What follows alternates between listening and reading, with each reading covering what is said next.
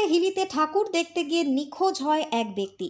দশমীর দিন হিলিতে রাস্তার পাশে রক্তাক্ত অবস্থায় ওই নিখোঁজ ব্যক্তিকে পড়ে থাকতে দেখেন স্থানীয়রা। এরপরই তাকে বালুরঘাট জেলা হাসপাতালে ভর্তি করা হয়। সেখানেই চিকিৎসাধীন অবস্থায় গতকাল মৃত্যু হয় ওই ব্যক্তির।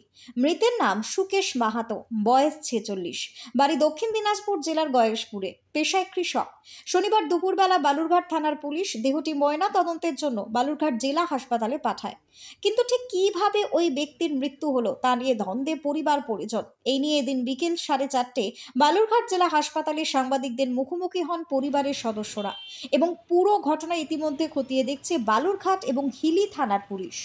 Bureau report, Hili news Bangla.